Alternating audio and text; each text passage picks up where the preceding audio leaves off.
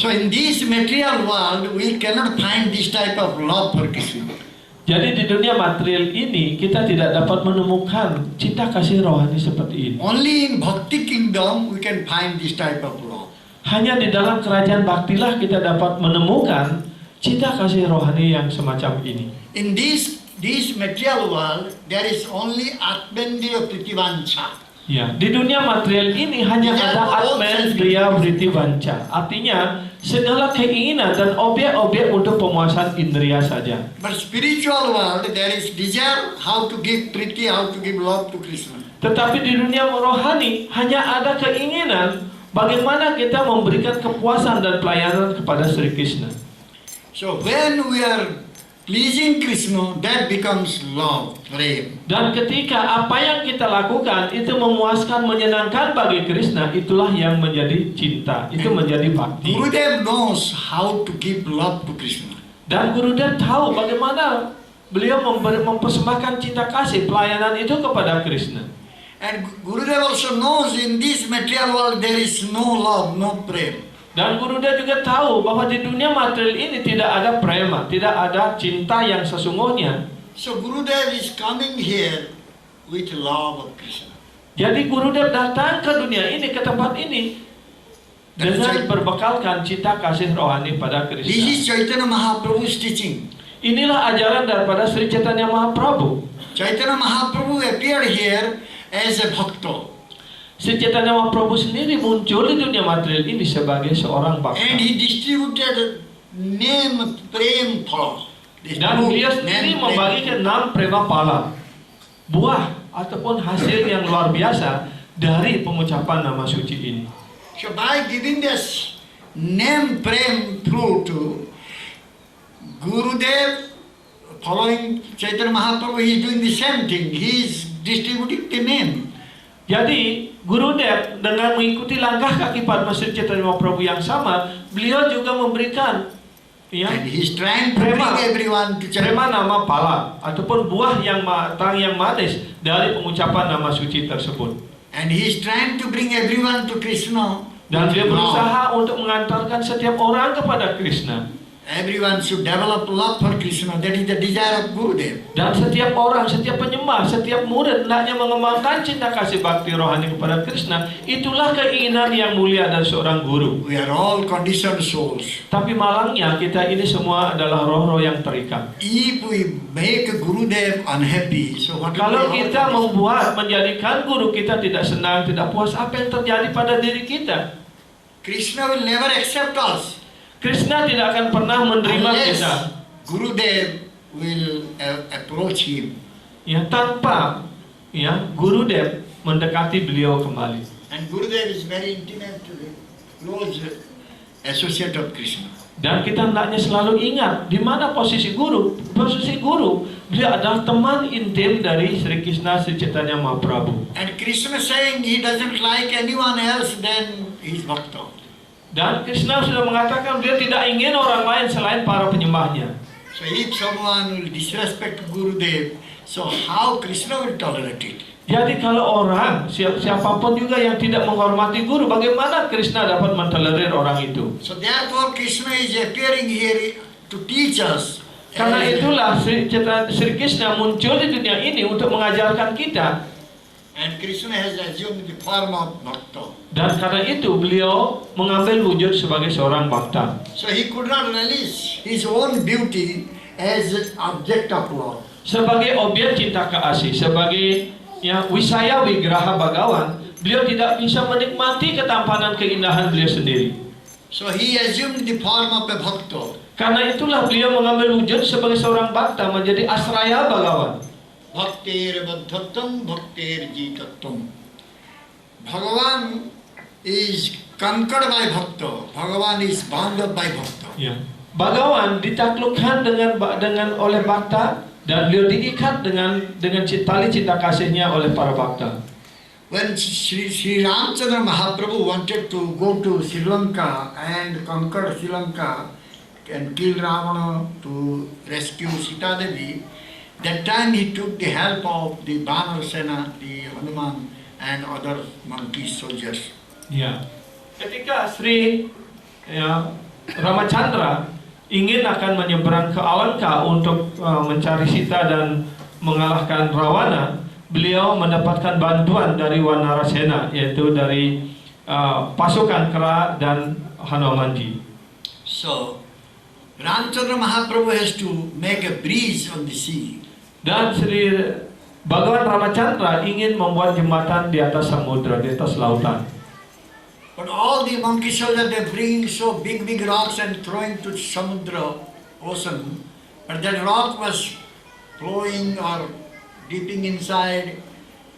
So this way, they were not able to build the bridge.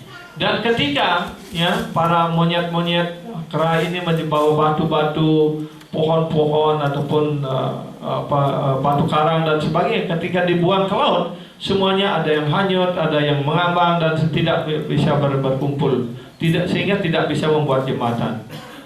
But Hanumanji immediately he started writing in all the stone Sri Ram, the name of Ram. Dan kemudian Hanuman berpikir mencari jalan keluar dan akhirnya mendapatkan jalan, yaitu bahwa di semua batu yang baik besar kecil apapun ditulis di nama Ram.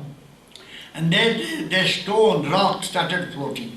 Dan kemudian batu-batu itu setelah dibuang ke laut semuanya mengapung.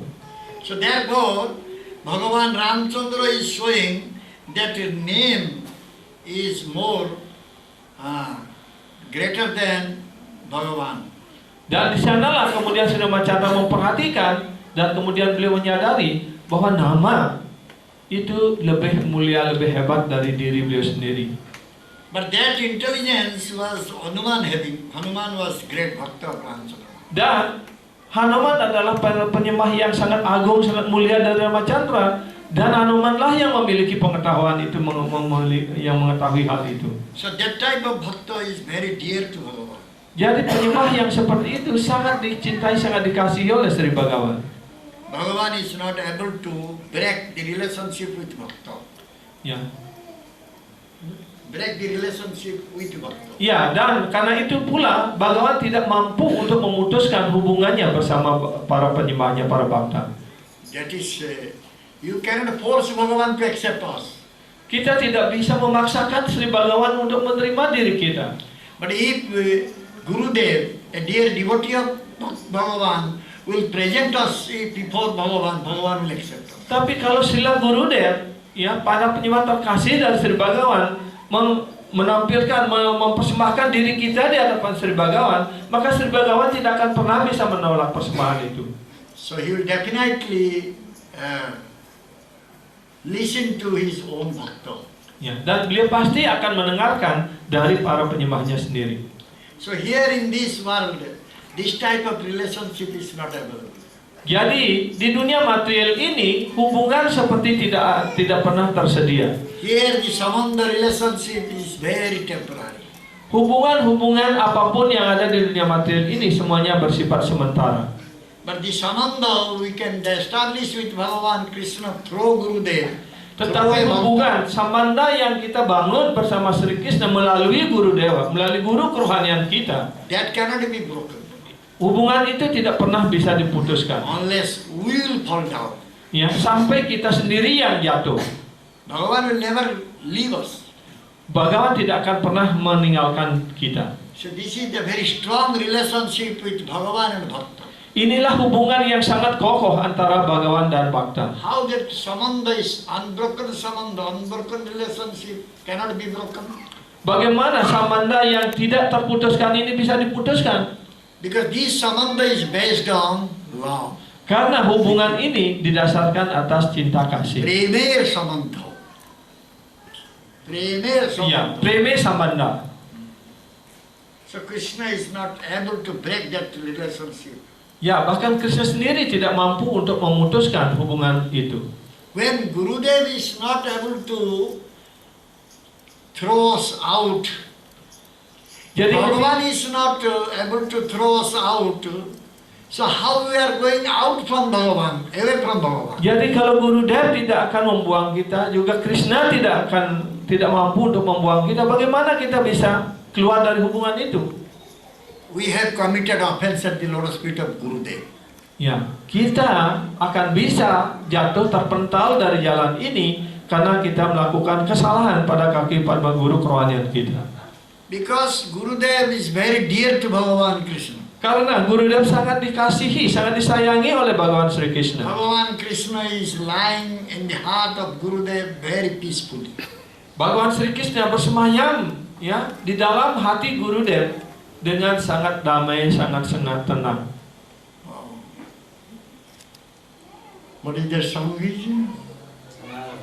Tumar Hridaya Sada Govinda Vishram, Govinda Kahen Mara Vaishnav Param. So, if we are committing any offense at the lotus feet of Bhagavan Krishna, if we are chanting constantly holy name, then we can get rid of that offense. Ya. Kalau seseorang melakukan kesalahan kepada Tuhan, kepada Sri Hari, tapi dengan mengucapkan nama suci, ya kesalahan itu bisa disucikan, bisa dihilangkan. Haristane aparad tare harinam, tumastane aparad nahi paritran. So therefore, if there is offense at the lotus feet of Gurudev, then there is no question of. Ya. Tapi sebaliknya, kalau seorang melakukan kesalahan kepada kaki Padma Guru kerohanian, maka tidak ada cara apapun untuk menetralisir ataupun menyembuhkannya. So one cannot get rid of that offense. Dan orang tidak akan bisa terbebaskan dari kesalahan itu. Sei se parama bandhu, sei